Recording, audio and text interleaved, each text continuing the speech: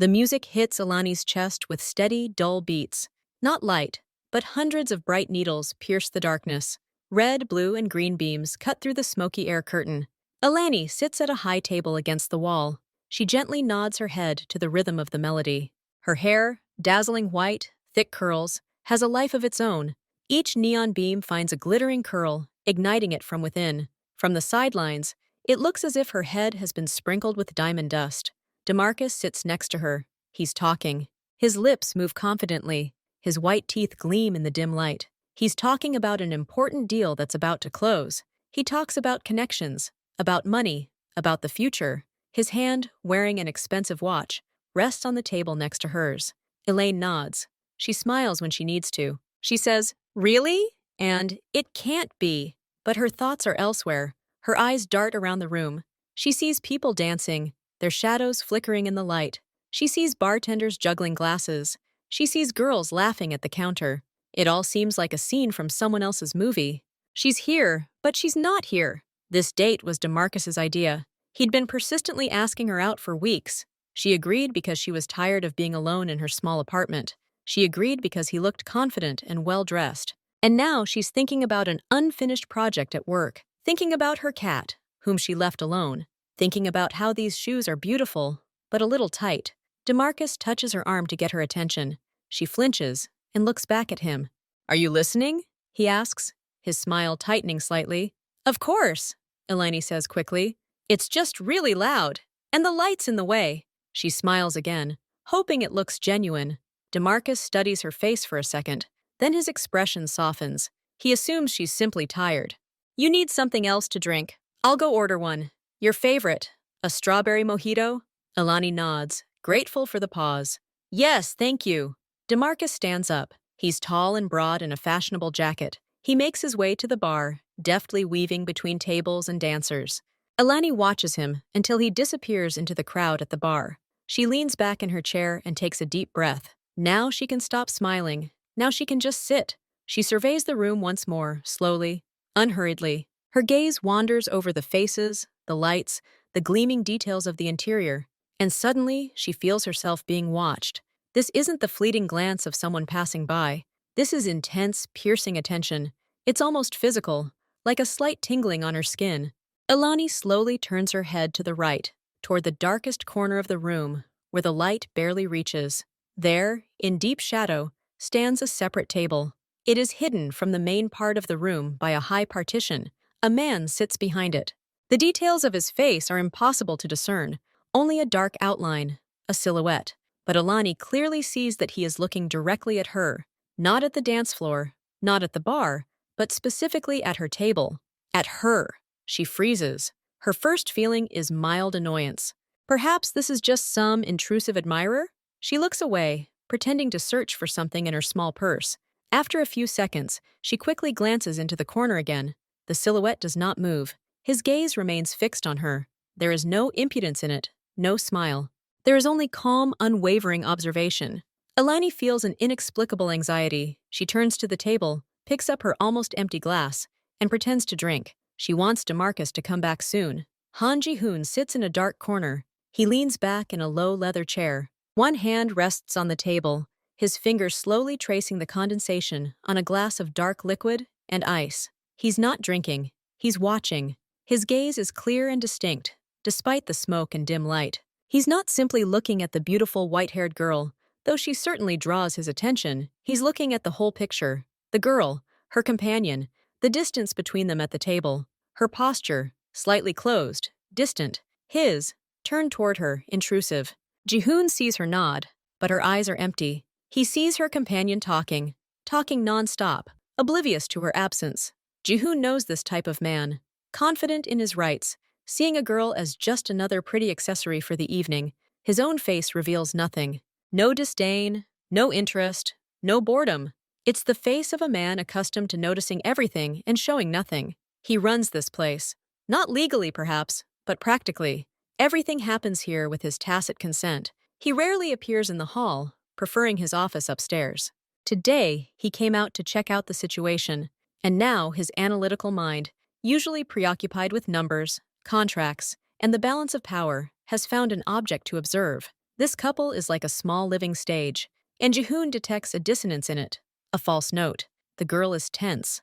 The man is trying too hard. Jihoon takes a sip from his glass. His attention is completely focused on them. DeMarcus finally makes his way to the bar. He catches the bartender's eye and raises 2 fingers to order.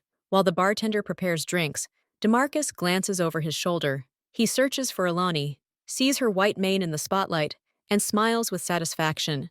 Then his gaze becomes focused. He quickly glances around again. The people around him are busy with their own conversations. No one is looking at him. Then DeMarcus makes a quick movement. He adjusts the cuff of his jacket with his left hand, and with his right, lowered below the counter, he takes a small, clear packet from his pants pocket. It contains several tiny, indeterminately colored pills. His entire body obscures this maneuver from the audience, but not from the corner where Jihoon is sitting. From this angle, everything is visible. Jihoon watches the man at the bar, tense in an unnatural motion. He sees the small, shiny package flash between his fingers. He watches DeMarcus, with a deft, practiced gesture, open the packet over one of the glasses just placed in front of him. The tiny pellets fall silently into the bright yellow drink with its mint leaves.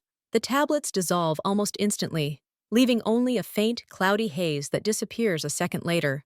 DeMarcus crumples the empty packet in his fist and puts his hand back in his pocket. The bartender, busy preparing a second cocktail, doesn't notice. Jihoon's face remains completely stony. Not a muscle moves. Only his eyes, always calm, narrow just a millimeter. Everything instantly snaps into place in his mind. The picture becomes clear. The false note has become an outright threat. He sets his glass aside. His time to observe is over. DeMarcus pays the bartender, taking a glass in each hand. A bright strawberry mojito for her, a cloudy yellow pineapple cocktail for himself. He turns his back to the bar and begins to carefully make his way back to their table. His face lights up with anticipation. At this moment, Han Ji-hoon rises smoothly from his seat. His movements are economical and quiet. He doesn't draw attention to himself. From the outside, it seems as if he's simply decided to leave his table, perhaps to go to the restroom or outside. He walks neither quickly nor slowly. His path leads across the room, and he inevitably crosses paths with DeMarcus, who's walking toward him. Jihoon looks straight ahead, seemingly oblivious to the man with the glasses. His entire attention is focused on calculating time and distance. They converge at the narrowest point, between the dance floor and a group of high tables. It's darker here, less crowded. Jihoon walks with his head slightly bowed, as if pondering something. At the last moment, as DeMarcus prepares to pass him, Jihoon takes a slight but unexpected step to the left. His shoulder collides softly but precisely with DeMarcus's elbow. DeMarcus, who had been completely focused on not spilling his drinks, flinches in surprise. His hands twitch. The glasses in them tip sharply. The yellow cocktail and the bright red mojito spill over the rim, drenching his fingers and part of the floor with icy liquid. DeMarcus lets out a short, strangled curse. He instinctively stops, trying to maintain his balance and not drop the glasses completely. Han Ji-hoon stops immediately. He turns to DeMarcus. His face expresses immediate, seemingly genuine concern. "Oh, I'm so sorry. It's entirely my fault. I didn't look," he says. His voice is low, calm, polite. It rings with genuine apology. Without waiting for an answer, Jihoon gestures to the approaching waiter. He instantly appears with a small white napkin. Jihoon takes it. "Allow me." He hands the napkin to DeMarcus to wipe his hands. He takes another napkin and makes a few precise movements, wiping up the drips from the floor to prevent slipping. All his actions are quick, efficient, and thoughtful. He creates a complete picture of the accident and the subsequent correction. DeMarcus stands, clenching his teeth. His irritation is written all over his face. He's clearly angry about the ruined moment, about his wet hands, about this awkward encounter. He mutters something like, "It's okay, it happens," but it sounds insincere. He wants this incident to be over with. He wipes his hands, tosses the wet napkin onto the waiter's tray, and grabs the glasses again. "It's fine, don't worry," he tells Jihoon more sharply, and turns to leave. It is in this brief moment, when DeMarcus's attention is completely focused on his irritation and desire to leave, when the waiter is distracted, collecting napkins, and the movement in the room subsides for a second, that Han Ji-hoon makes his most important move. He's still standing next to the waiter's tray, which is covered with used napkins. On that same tray, right in front of him, DeMarcus placed both glasses for a split second to dry his hands. The glasses stand side by side. The one in DeMarcus's right hand is a bright red mojito. The one in his left is a cloudy yellow pineapple cocktail. Jihoon's movement is almost invisible. His right hand, holding a clean napkin, hovers momentarily over the tray, as if he's about to wipe something else. The fingers of his left hand, hidden from view by his body and shadow, make a light, ghostly gesture. He doesn't pick up the glasses, merely nudges their bases with his thumb and index finger. He simply switches their positions. Now the bright red mojito is on the left. The cloudy yellow cocktail is on the right. The entire maneuver takes less than a second. Jihoon takes a step back, giving DeMarcus space. He nods again in apology. "Have a nice evening," he says in his low, even voice. DeMarcus grabs the glasses without even looking. His brain, occupied with anger and anticipation, works on autopilot. He holds the glasses as usual, the one for him in his right hand, the one for hers in his left. But he doesn't know that now in his right hand is a bright, clear mojito, and in his left is that same yellow cocktail, in which the contents of the small bag have just dissolved. He doesn't even look at the drinks. He simply hurries back to Alani, to his table, to finally put his plan into action. Han Ji-hoon watches him go. Then he slowly returns to the shadows of his corner, but doesn't sit. He stands, watching as DeMarcus approaches the white-haired girl and hands her a glass. That same glass. Clean. Ji-hoon takes one deep breath and exhales. His work here is done. Now he will observe the aftermath. DeMarcus returns to the table. His face is beaming with confidence again, and the irritation from the confrontation has almost disappeared. A strange, feverish glint appears in his eyes. It's a mixture of excitement, anticipation, and a slight nervous tension. He feels in control, in control. "Sorry I'm late," he says, his voice a little louder than before. There's a bit of a crush. He sets the glasses down on the table with a light thud, his movements a little too abrupt. He hands Alani her drink, a tall glass full of bright red liquid, laced with strawberry chunks and mint leaves.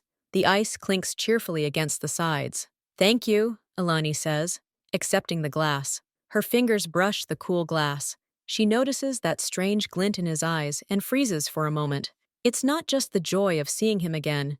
There's something familiar and unpleasant in that look. She's seen it in people about to win a large sum of money or about to take a risk. A slight unease, the same one that had been there before he left, stirs quietly within her. DeMarcus himself picks up his glass, the same one that now stands to his right, a cloudy yellow cocktail with a chunk of pineapple on the rim. He doesn't even look at it. He's too busy watching Alani, watching her reaction. DeMarcus lifts his yellow cocktail. He holds it high, so that the spotlight catches and ignites the pale liquid. "Well then," he says, his voice solemn, "let's drink to our acquaintance, to new, interesting encounters, and to making this evening a memorable one." He looks straight into Alani's eyes, and his smile widens, almost strained.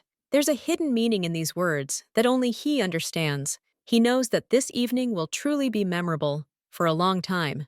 Alani smiles politely in return. Her smile doesn't reach her eyes. She feels awkward about this pompous toast. Their meeting isn't the beginning of a great friendship or romance. It's just a date. She raises her glass, nodding slightly. "To a new acquaintance," she repeats quietly, avoiding his gaze. Her glass of strawberry mojito softly clinks against his glass of yellow cocktail. The sound is dull, joyless.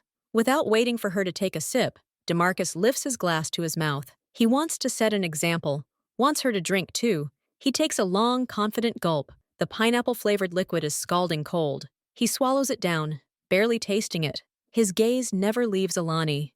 Alani raises her glass to her lips, much more slowly. She doesn't want to drink. Her anxiety is growing. That strange glint in his eyes, that rush, that feeling that he's waiting for her to do something specific. It all adds up to an unpleasant picture. She simply touches her lips to the cool rim of the glass. She pretends to drink, but in reality, she only smells the sweet scent of strawberries and mint. She doesn't take a single sip. Then she sets the glass back down on the table, holding it in her hand. DeMarcus watches this. A slight shadow of displeasure crosses his face. "You don't like it?" he asks, his voice a little sharper. "No, it's fine. It's just really cold," Alani replies quickly, touching her lips to the glass again, still not drinking. Her heart begins to beat a little faster. 3, maybe 4 minutes pass. DeMarcus sits across from me and continues talking, but his voice changes. At first, he simply speaks a little faster, hurriedly, jumping from topic to topic. Then his words begin to fumble. He utters a long sentence, "Die ein," but suddenly stops mid-sentence, as if he's forgotten what he's saying. His gaze loses its sharpness, becomes cloudy, unfocused. And then what's his name? He blinks several times in a row, slowly, as if his eyelids have grown heavy. He had such ideas, you know? Such brilliant. He draws out the word brilliant, unnaturally long. He shakes his head, trying to shake off the strange heaviness. His fingers drum on the table with an uncertain, faltering rhythm. Alani looks at him, her worry turning to confusion. What's wrong with him? He only took one long sip. He couldn't have been that drunk, unless he was already drunk. But no, he was acting completely normal. She watches as he tries to lift his glass again. His hand moves slowly, awkwardly. His fingers barely grip the stem. "DeMarcus?" Eleni calls softly. Her voice is hesitant. He doesn't react. He looks past her, at the wall or the dancing people, but his gaze is blank, unseeing. "DeMarcus, are you okay?" she says louder, leaning forward. He slowly turns his head towards her. His eyes find her face, but there is no recognition in them. They are glassy, detached. His lips move, but almost no sound comes out. He makes something like an inarticulate moan. Then he tries to smile, but it comes out crooked and terrifying. Alani feels a cold wave of fear rise from her stomach to her throat. Something is wrong with him, something serious. She looks around. The people around her are having fun. No one notices what's happening at their small table. The music drowns out everything. She doesn't know what to do. Scream? Call for help? But what will she say? My companion is unwell? What if it's just a feeling of illness? But her instincts scream for something else. She looks at his glass in panic, at the same yellow cocktail from which he took only one sip. And then a shadow appears next to their table. Alani looks up. Standing before her is the same stranger from the dark corner, the one who had been staring at her so intently. Now she sees his face. It is calm, almost imperturbable, beautiful, clear features, dark, very attentive eyes, now looking not at her, but at DeMarcus. His voice, when he begins to speak, is low and quiet. He doesn't try to shout over the music. He speaks so that his words can be heard clearly over the noise. "Your friend doesn't seem to be doing well," he says, and there's no panic or judgment in his tone, just a statement of fact. He clearly needs some fresh air, and maybe some help. Alani freezes. She looks from the stranger to DeMarcus, who is now simply sitting, leaning back in his chair, his eyes half closed. I don't know what's wrong with him," she blurts out. "He just took a sip and—" "I saw," the stranger interrupts calmly. His gaze meets hers for a moment. There's no threat in his eyes. There's a strange confidence. "They won't help him here. Let me resolve this matter, so there won't be any unnecessary questions or problems for you." Alani doesn't understand what he means by unnecessary questions, but his calm acts on her like an anchor in a storm. She nods, unable to utter a word. She just wants this nightmare to end. The stranger, whose name is Han Ji-hoon, doesn't ask any more questions. He turns his head slightly and gives a barely perceptible nod somewhere away from the table. From the crowd, as if out of nowhere, two men appear. They are dressed simply, in dark clothes. Their faces are imperturbable. They approach the table. They don't grab DeMarcus.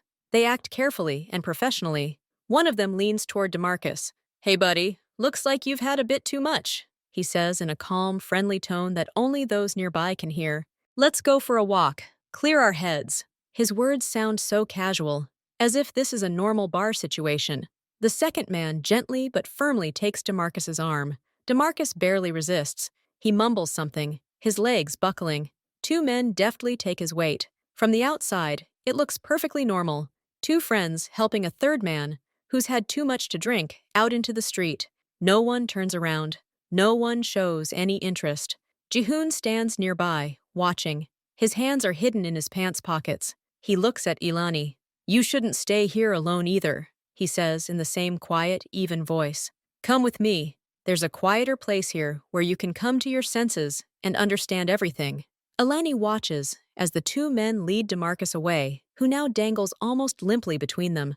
She feels relief that he's gone, and a new fear at what's happening. She looks at the stranger again. She has no choice. She can't stay here alone. She stands slowly, still clutching her full glass of strawberry cognac. "Mojito!" She nods, agreeing to follow him.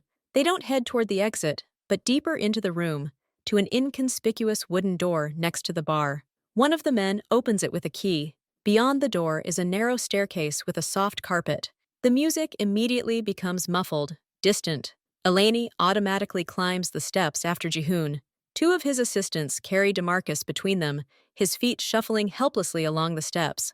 Upstairs is a quiet, spacious hallway. It smells of wood, leather, and some kind of expensive, barely perceptible air freshener. No neon, no noise. Jihoon opens the first door on the right and gestures for Alani to enter. This is the office, a large room furnished in a discreet and expensive style. On the floor is a thick gray carpet that absorbs all sound. Against one wall is a massive wooden desk with a computer. The other features a low sofa and two armchairs around a glass coffee table. The walls are decorated with abstract paintings in thin frames and a shelf of books. Two men gently, without unnecessary effort, lay DeMarcus down on the sofa. He barely resists, only uttering a muffled groan. His body is limp, his eyes closed.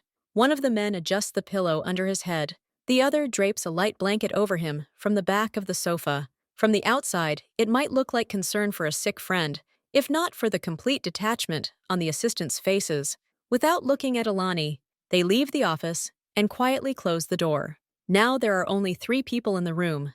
Alani, standing in the middle of the carpet, Jihoon at his desk, and DeMarcus sleeping on the couch. The silence after the roar of the hall seems deafening. Alani can hear only her own rapid breathing and DeMarcus's faint snores. Jihoon doesn't sit at his desk. He walks over to the coffee table and points to one of the chairs. "Please sit down. You look pale." His voice remains calm. There's no threat or false sympathy in it. Alani slowly sinks into the chair. She still holds the same glass of mojito in her hand. She sets it down on the glass table. The drink is barely touched. Jihoon stands before her, his hands tucked into his pockets. He doesn't fidget, doesn't try to fill the silence with empty words. He looks straight at her. "When your companion was ordering drinks at the bar," he begins evenly, "he added something to one of the glasses. Small pills. I saw it from my table." Alani freezes. Her eyes are wide open. She isn't breathing. Jihoon continues, his tone unchanging. "When he turned around, I stood up. I bumped into him to distract him. In the confusion, I switched the glasses on the tray. The glass he spiked was supposed to be yours. I made sure it ended up with him." He pauses, briefly, letting this information sink in. Then he nods toward the sofa. He took a long sip from his glass. "You didn't. You can see the result for yourself. He drank his own potion. Now he'll just sleep it off. Nothing serious will happen to him, but he won't wake up soon, and he'll feel some discomfort." The stranger's words fall into the silence of the office like heavy stones. Alani looks at him, then at DeMarcus. His face is sleeping, relaxed. His breathing is deep and even. "No," she whispers. She shakes her head. "It can't be. Why? Why?" Her mind desperately searches for a logical explanation. Maybe this stranger made it all up? Maybe DeMarcus was just having a sudden attack, an allergy? But the man's cold, clear story leaves no room for doubt. He's too specific. He saw the pills. He switched glasses. It all fits. The strange gleam in DeMarcus's eyes, his insistence that she drink, his sudden and strange weakness after one sip. She looks at her glass again. At the bright red, beautiful, refreshing drink, there could be something in it. Something that is now inside DeMarcus's body. The thought sends a chill down her spine. Everything inside her tightens into a tight, painful knot. Her hands begin to tremble. She presses them between her knees to hide the shaking, but it doesn't help. "Are you sure?" she asks, her voice hoarse and alien. She doesn't want to believe it. To believe it would be to admit that the man she spent the evening with wanted to do what? What did he want to do? The thought makes her physically ill. Jihoon watches her reaction. He sees shock, disbelief, and the onset of panic. He doesn't rush to reassure her with loud words. Instead, he turns to a small cabinet against the wall and opens it. Inside is a mini fridge and several bottles. He takes out a glass bottle of plain, unlabeled water and pours it into a tall glass. He approaches her and places a glass of water on the table in front of her. "Drink slowly. Plain water is best right now." Then he moves away and sits in the chair across the table from her. He doesn't approach her, doesn't invade her personal space. He simply sits, giving her time. "I don't demand gratitude," he says quietly. And I don't expect an explanation from you. What I saw was enough for me. His actions were inappropriate.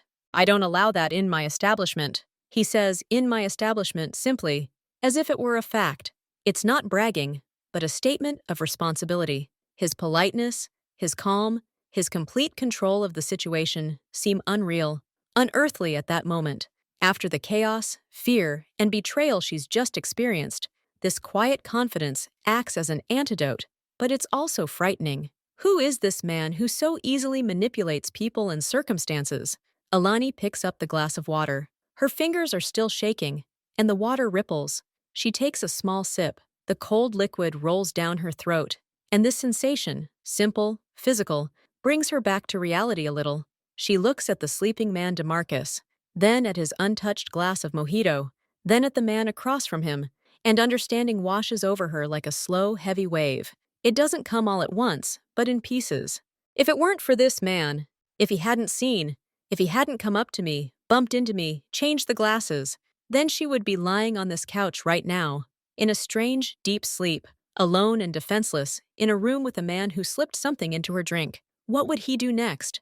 Where would he take her? What would happen when she woke up? The horror of these thoughts is so vivid and physically palpable that Alani catches her breath. Her heart is pounding somewhere in her throat. She feels nauseous. She puts down the glass of water because her hands are shaking too much. She clenches her fists, digging her nails into her palms.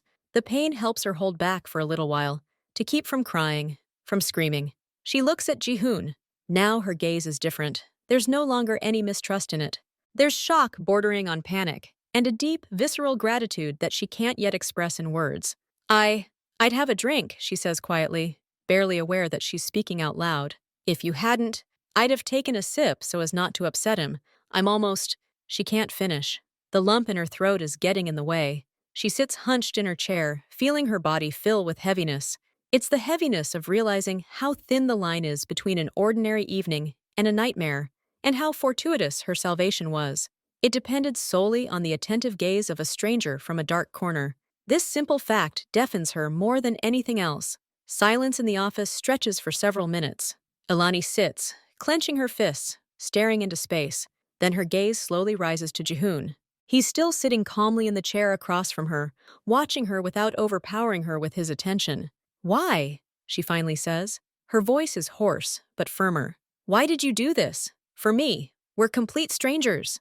The question had been hanging in the air since he'd started explaining. In a world where people often ignore other people's problems, his actions seemed not just noble, but unrealistic. He must have a motive, a hidden interest, something she didn't understand. Jihoon tilts his head slightly. He doesn't smile. His face remains serious. You ask a complex question, expecting a complex answer, he says evenly. But it's simple. I hate foul play, especially on my own turf. What he did was vile, cowardly. It ruins the atmosphere. Today he did it to you. Tomorrow, to someone else within my walls. I don't like it. He says it as if he were discussing a violation of the rules at a pool hall or a rowdy patron. There's no anger in his tone, only cold, pure disapproval. As if he's removed an unpleasant insect from his path that could ruin something important. His motive isn't saving her personally, but maintaining his own order. This order just so happens to coincide with her safety. The words on his own turf stuck in Alani's mind. She looked around. This spacious, quiet, expensively furnished office. The ease with which his men entered and disposed of DeMarcus. The calm confidence of Jihoon himself. She connects the dots. He's not just a regular. He's not a manager. He's something more. An owner? Perhaps. Or a man whose word is law here. Someone whose presence in the dark corner of the room isn't an accident, but part of control. This bar, this noisy, vibrant organism below, is his. He's a part of it, or he's its master. This realization brings a new wave of caution. The man before her isn't just a good Samaritan. He's a man of power, and he clearly has unconventional methods for maintaining it. He swapped the glasses, not called the police. He kept everything upstairs, in his quiet fortress, not on display in public. He has his own rules, and by those rules, what DeMarcus did is unacceptable. Her savior turns out to be a figure from a world she's only read about or seen in movies. It's terrifying, but at the moment, this fear is distant, muted, because the primal, animal fear, the fear of what could happen to her, is still too strong and fresh. And this person, whoever he is, was at her side in this crucial situation.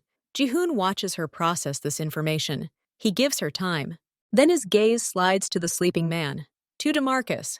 Don't worry about him, he says, bringing the conversation back to the practical. He'll sleep for a few hours. My men will make sure he's taken home when he's fit enough to walk. He'll put him on his bed. He'll wake up with a severe headache and bad memories, and with the clear understanding that he'll never set foot in this area again, and he won't try to contact you. He says it as if it were a done deal.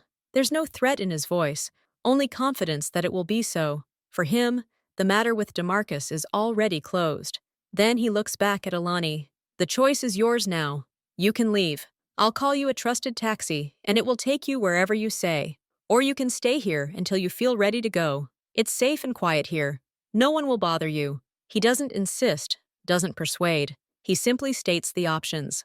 Alani understands that this isn't a trap. This is a real choice. He did what he thought was necessary, put an end to the foul play. Now her further actions are none of his business, unless she chooses to remain under his roof for a while. Alani looks at the door. The thought of going outside now, getting into a car with a stranger, and driving to an empty, dark apartment seems unbearable. Her legs are weak, her hands still tremble inside. The whole world outside this quiet room now seems hostile and unpredictable. Is she afraid to stay with this mysterious, powerful man? Yes. But right now, this fear is less concrete than the fear of being alone in the horror she's just endured. Here, in this room, the worst thing that could have happened to her this evening has already happened, and it passed her by. There's a strange, yet palpable peace here. She takes a deep, slow breath, trying to fill her lungs with air. Then she exhales. I'll stay. For a little while. If it really won't be a bother, she says quietly, almost apologetically. Jihoon simply nods. Okay, rest. Drink water. He doesn't say anything unnecessary. His offer was sincere, and he accepts her consent as fact. Minutes drag on in silence. Alani sips water. She looks at her hands, at the pattern of the carpet, anywhere but at DeMarcus. She needs to distract herself from the whirling thoughts in her head, otherwise she'll start panicking again. Jihoon asks unexpectedly. His question is simple, mundane. It breaks the silence, but not abruptly. Alani shudders, startled from her thoughts. I'm a graphic designer. I work in a small studio. I create website layouts, logos. Jihoon nods, showing polite interest. Interesting work. Requires patience and taste. Yes, Alani says, feeling strange about discussing work in this situation. And you? She quickly catches herself, realizing she's probably asked a stupid question. He doesn't flinch. I manage various businesses, mainly related to real estate and entertainment. His answer is evasive, but not secretive. He simply outlines the scope without going into detail. Any businessman might answer that way. What do you like to do when you're not working? He asks again, gently steering the conversation away from dangerous topics. Alani pauses for thought. I love taking photos. Old buildings, details. Sometimes I just walk around with my camera. And also, I'm learning to play the piano, slowly and badly. She tries to smile, and almost manages it. Photography is good. It teaches you to see things others miss, Jihoon remarks. His words sound simple, but they resonate with something, as if he's learned to see things himself. The conversation flows slowly, about simple things, about the music she likes to listen to, about what kind of coffee she prefers. No personal questions, no pressure. This ordinary, almost social conversation seems surreal against the backdrop of a man sleeping on the couch. But it works. Gradually, drop by drop, the ice inside Alani begins to melt. Her breathing evens out. The trembling in her hands subsides. Her brain, busy answering simple questions, temporarily lets go of the nightmarish images. Alani is surprised to find it easy to talk to him. He doesn't interrupt. He listens attentively. His questions are reasonable and not intrusive. There's no hidden threat or unpleasant tension emanating from him. On the contrary, there's something secure in his calm, like a rock in a raging sea that just nearly swallowed her. He's the complete opposite of DeMarcus. DeMarcus was loud, assertive, and eager to impress. Jihoon is quiet, reserved, and he makes an impression not with his words, but with his very being, the quietude around him, and the precision of his actions. She feels a strange sense of relief, Maybe it's that the worst is over. Maybe it's that there's someone there who's in complete control of the situation when she's lost all control. She doesn't have to make decisions, fight, or explain anything to the police or doctors. She can just sit, drink water, and talk about the piano. And that's a gift. Unexpected and priceless. Fades again. They sit in silence. But it's not the tense, oppressive silence of before. It's a calm, almost comfortable silence between two people who don't need to fill the void with words. And in this silence, Ilani begins to discern another sound. Muffled, distant, but rhythmic. It's music from the ground floor. The bass pierces the ceiling, creating a barely perceptible vibration in the floor and walls. Life goes on down there. Dancing, laughter, flirting, ordering at the bar. A world that was hers just a few dozen minutes ago now seems like a separate, alien planet. Here, up here, is an island of absolute peace and quiet. The contrast is astonishing. Just a staircase and a door separate one from the other. Chaos and order, danger and safety, noise and silence. Eleni listens to this muffled echo of the party. It reminds her of the beating of a vast, distant heart, or the sound of a train pulling away into the night while she remains on the safe, illuminated platform. This contrast doesn't frighten her. It fascinates her. It clearly shows her the boundary. The very boundary she would have just invisibly crossed, if not for the attentive gaze of the man opposite her. And now she is on this side, in silence, safe. She listens to the noise from another world and feels a strange, bitter gratitude for this silence. The silence is broken by a sharp, involuntary sigh, then a groan. The sound comes from the sofa. Ilani and Jihoon turn their heads simultaneously.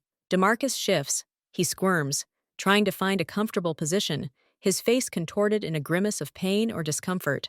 He slowly, with great effort, lifts his eyelids. His eyes are cloudy, unseeing. He blinks several times, trying to focus on the ceiling. Then his gaze wanders around the room. He sees Ilani. He sees an unfamiliar man in a chair. His brows furrow in confusion and the effort of thought. He tries to prop himself up on his elbow, but his body won't obey. He falls back onto the pillow. Where? What? His voice is hoarse, weak, almost a whisper. He rubs his eyes again, as if trying to clear away a veil. He looks lost, confused, and deeply disoriented. He doesn't understand where he is, who these people are, or why his head feels so heavy and pounding. The last thing he remembers is the taste of pineapple smoothie, the bright light, and the anticipation. And then, blackout. Jihoon doesn't jump up. He slowly rises from the chair and approaches the sofa. He stops at a respectful distance, but close enough for DeMarcus to see him without turning his head. "You're awake," Jihoon says. His voice isn't loud, but it's perfectly clear. There's not a shred of sympathy in it. "You're in my office, above the loft bar. You're fine. Physically." DeMarcus looks at him, confused. His gaze shifts to Ilani, and a spark of recognition and even greater confusion flashes in his eyes. Jihoon continues, not giving him time to collect his thoughts. "You've been here for several hours.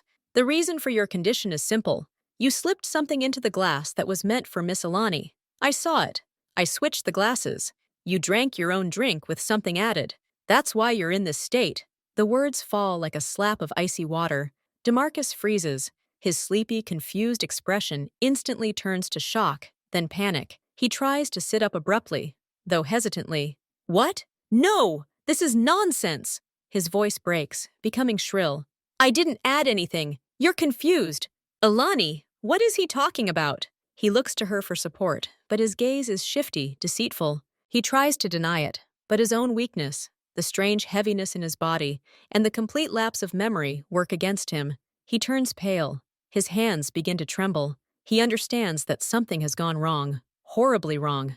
"You don't need to say anything," Jihoon cuts him off coldly. "I'm not asking or caring about details.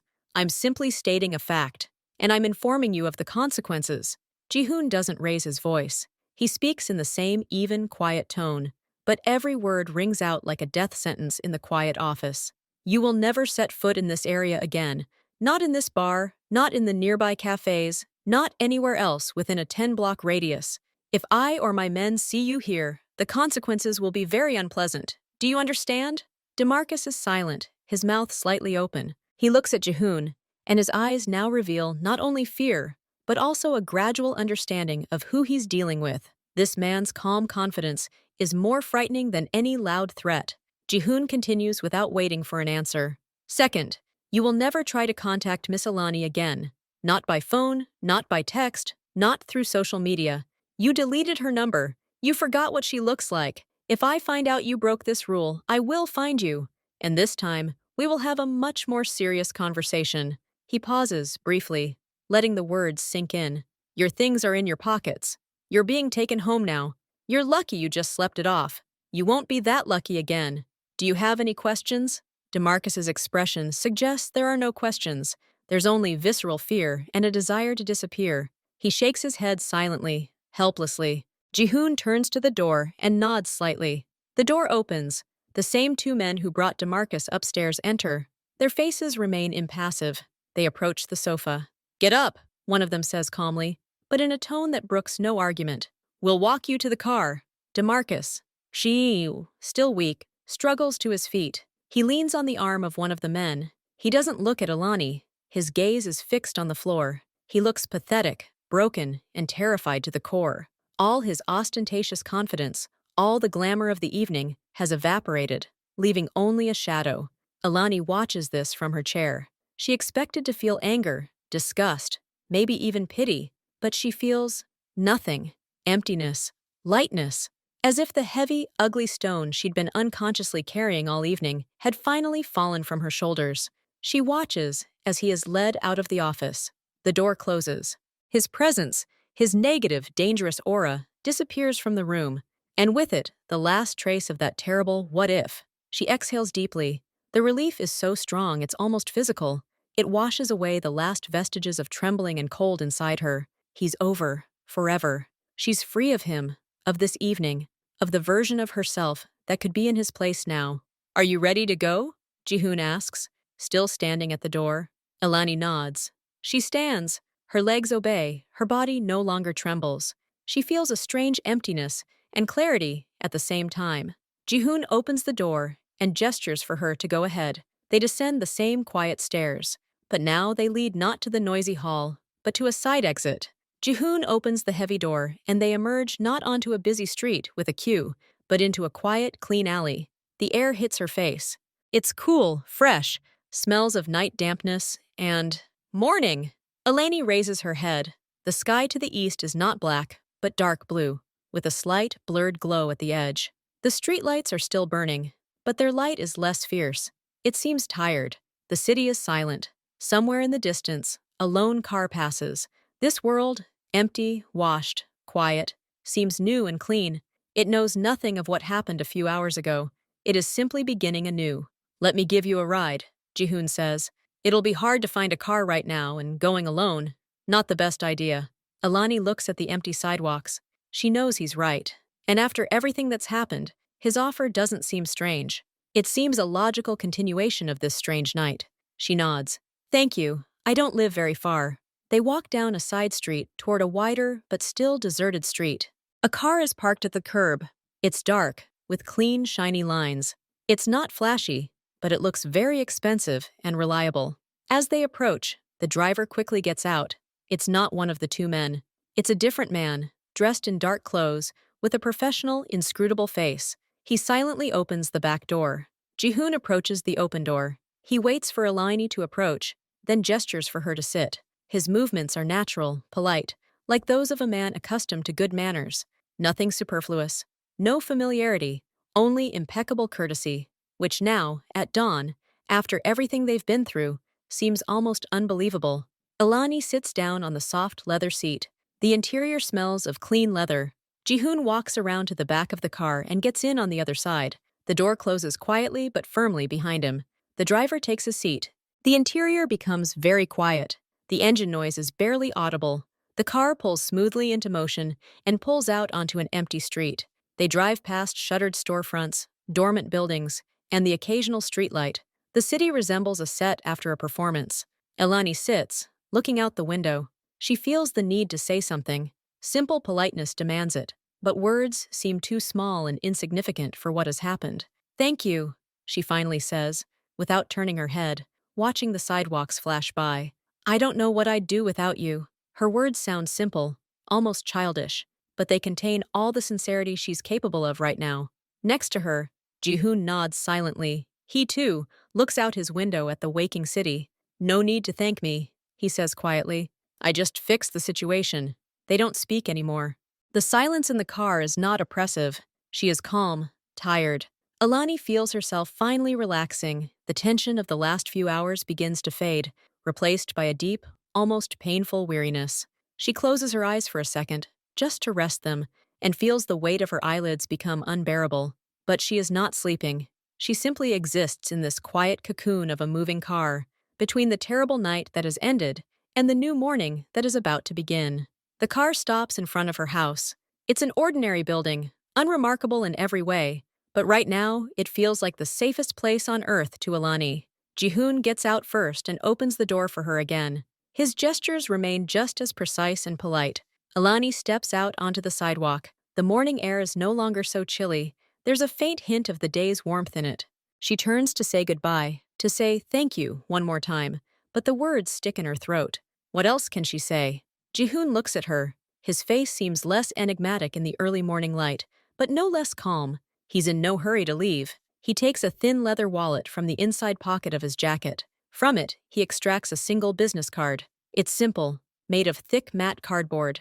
There are no logos, company names, or job titles, just two words, Han Ji-hoon, and beneath them, a phone number, printed in a clear, strict font. He hands over the card, not quickly, but carefully, giving her time to refuse.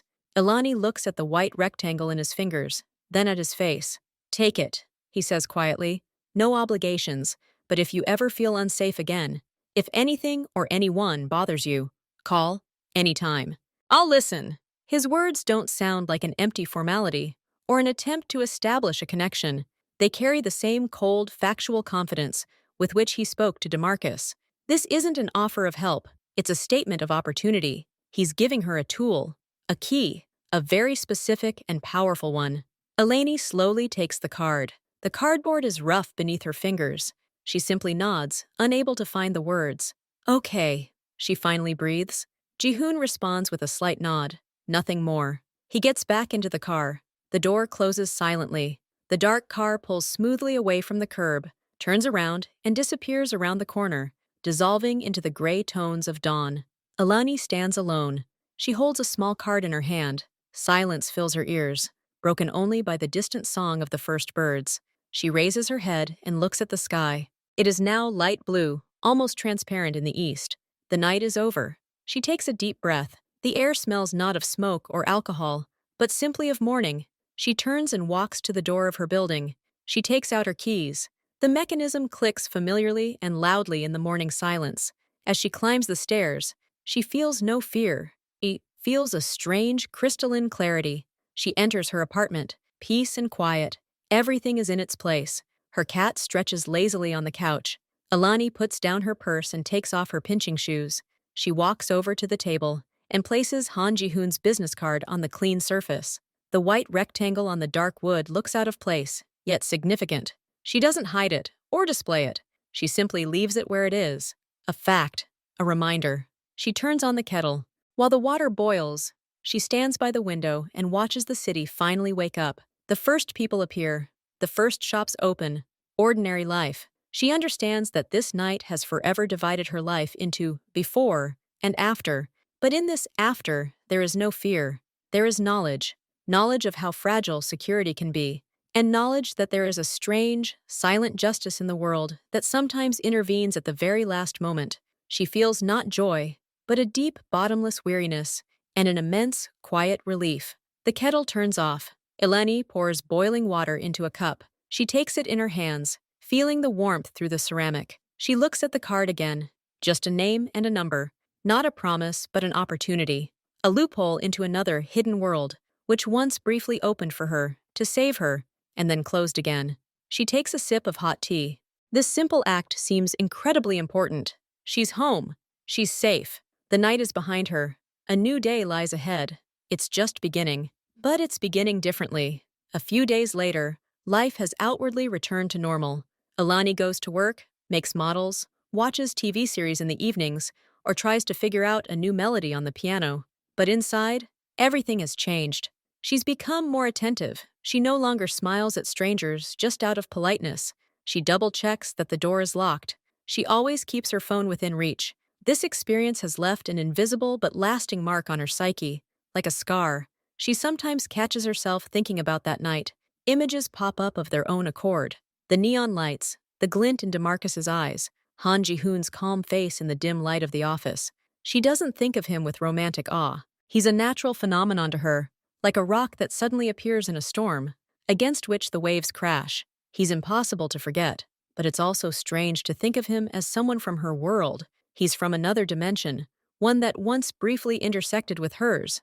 The business card lies on her dresser. She doesn't hide it, but she doesn't carry it with her either. It's simply a fact of her life now, like a scar, a reminder of danger, and of unexpected salvation. Sometimes her fingers reach out to the rough cardboard, just to touch it, to make sure it was real. A week later, her phone rings briefly and unfamiliarly. It's not DeMarcus. His number was blocked and forgotten the very first night. The screen displays numbers she doesn't recognize. Her heart skips a beat. She thinks about the card. But no, this number is different. She picks up the phone. "Hello? Miss Ilani?" The voice was male, polite, impersonal. "Not Ji-hoon." "Yes, it's me. This is the security service at the Villainy Residential Complex. Have you received any unwanted calls or visits in the last few days?" Ilani frowns. "No. Everything is calm. What happened?" "Just a routine check," the voice replies. "There was a suspicious incident in the area a week ago. We're calling residents, especially women living alone. We're glad you're all okay. Have a nice day." The line goes dead. Ilani lowers the phone. Routine inspection. She doesn't believe it. Too much of a coincidence. She glances at the business card on the dresser. This is his job. Quiet, unobtrusive surveillance. He said DeMarcus wouldn't show. And he didn't just threaten. He made sure it happened. And he made sure she knew it without having to interact with him directly. That's his style. Impeccable. Unobtrusive. Effective. She doesn't feel relief, but something more complex. A security she doesn't pay for and didn't ask for. It's a shield she doesn't hold up. It's simply there. It's both comforting and disconcerting. She owes it, but it doesn't demand anything in return. It simply watches, correcting the imbalance in its universe, of which she has now, willy-nilly, become a part. A few more days pass. She returns home late from work. On the table by the door lies a small, flat package made of thick brown paper. It has no markings, only her name, handwritten in a clear, unfamiliar hand. Inside is a book, used, paperback, a photo album by some Japanese photographer, with black and white shots of old Tokyo streets. These are the kinds of photos she once mentioned she loved. There is no note in the book, nothing. Ilani flips through the pages. The frames are captivating. They are about silence, about detail, about light. They are about the ability to see. She sits on the floor in the hallway and looks at these photographs and understands. This is not a gift in the usual sense. It is a message, silent, like everything he does. A message that he remembers, that his attention to detail is not only about danger, it is simply his nature, and that in his world, strange and frightening, there is a place for this too, for beauty, captured by someone's lens. She places the book on the shelf, next to the card. Now they are two artifacts from that night. One is a symbol of threat and protection. The other is a hint of something more complex, something she hesitates to name, perhaps respect. She goes to bed. Before she falls asleep, her gaze falls again on the white rectangle on the dresser. She doesn't call. She won't call unless something truly terrible happens. But the very presence of this number, this quiet guarantee, changes something in her posture, in her outlook on the world. She doesn't feel defenseless. In the morning, she wakes to the familiar ringing of her alarm clock. A ray of sunlight lies on the floor. The cat purrs at her feet. Ilani stands and stretches. She goes to the window and looks out at the living city. She feels more than just relief after the nightmare. She feels a strange new strength, not a dull certainty of her own invulnerability, but knowledge. Knowledge that the danger is real, but also knowledge that the world contains not only meanness, but also its own harsh, silent justice. And sometimes she wears the face of a calm man in a dark suit who simply abhors foul play. She turns away from the window to get ready for work. Her life goes on. She's still Ilani, a graphic designer, a photography enthusiast, and a poor pianist, but she's not quite the same anymore. She's a person who keeps a business card with the name Han Ji-hoon in her dresser drawer. And this knowledge, quiet and intimate, has become part of her new beginning. A beginning in which she's no longer a victim, but someone who has navigated darkness and emerged from it with an unusual, quiet ally on the other side of ordinary life. Weeks passed. The traces of that night began to resemble not fresh wounds, but old, almost healed scars. They didn't hurt, but they reminded her of themselves in certain lighting or an awkward turn of thought. Eleni returned to her usual routes: home, work, shop, home, but these routes were now charted with greater awareness. She noticed the faces around her, assessed the situation on a deserted street before turning onto it, her fingers always groping for the keys in her pocket, ready to become a weapon at any moment. She no longer received strange calls or packages. The Japanese photographer's book sat on a shelf among others, unremarkable. The business card lay in the top drawer of the dresser, under neat stacks of socks. She hadn't forgotten about it, but she didn't think about it constantly either. It had become part of the landscape of her new, more cautious life. There was a rush at work, a large project for a new client. Eleni dove headfirst into the work: drawings, color palettes, endless revisions. It was good therapy. It required concentration and creativity, not reflection. In the evenings, she came home tired but satisfied. She almost stopped flinching at sudden noises. One Friday, her colleagues decided to go to a bar after work. Not that one, of course, a small, noisy pub cafe near the office. At first, Eleni considered declining. The thought of a crowd, loud music, and alcohol still made her slightly nauseous. But then she thought, if not now, then when? She couldn't hide forever. She agreed. The pub was packed. A buzz of conversation, the clinking of glasses, the smell of beer and chips. Eleni sat at the end of the table, next to two girls from the marketing department. She ordered a sparkling water with lime. She simply held the glass in her hand, listening to the conversations, occasionally chiming in. She felt uneasy, but she managed. She was here, and that was all that mattered. And then, her gaze, sweeping across the room, caught a familiar profile. A man stood at the bar, his back to her, tall, in a dark, well-fitting jacket. Dark hair perfectly cut. He was talking to the bartender, calmly explaining something, and the bartender was listening with the air of someone listening not to a customer, but to the owner. Elani's heart skipped a beat, then started pounding. Han Ji-hoon, here, in this simple, noisy pub. He turned. His gaze, calm and all-seeing, slid across the room. He wasn't looking for anyone. He was simply assessing the situation, and his gaze lingered on her for a split second. There was no surprise, no recognition. There was simply a brief, instantaneous registration of the fact. She was here. Then his eyes moved on just as calmly. He nodded to the bartender, turned, and walked out the side door, which Eleni knew led to the back rooms or the backyard. He appeared and disappeared like a shadow. None of her colleagues noticed. Eleni sat, clutching her glass of water so tightly her knuckles turned white. She wasn't afraid. It was strange. It was as if she'd seen a ghost from another dimension, materializing for a moment in her mundane world, and once again, confirming the invisible connection.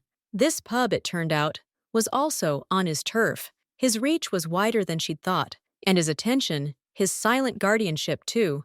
That brief moment changed everything. She felt not surveillance, but protection. He wasn't watching her personally. He was simply patrolling his domain, and her presence there was recorded. Everything was fine. No threats. She took a sip of water and suddenly smiled at someone's joke. Genuinely, the tension that had gripped her since entering was gone. She was under an invisible but secure dome. In the world where Han Ji-hoon existed, people like DeMarcus didn't stand a chance. At least not here. After that evening, something finally clicked inside her. She stopped looking over her shoulder. She started listening to music on headphones outside again, though she turned the volume down. She even agreed to a date with a guy from the IT department, quiet and a little shy. They went to a movie, then had coffee. He was polite, didn't try to rush things. She felt safe, not because he was somehow special, but because her internal radar, tuned that night, was silent. There was no falseness about him, no feverish glint. There was simply human normality. She returned home after her date and, while changing, saw the dresser drawer again. She opened it and took out the business card. She held it in her hands. Rough cardboard, strict font. She put it back, but not at the very bottom, but on top of a pile of socks.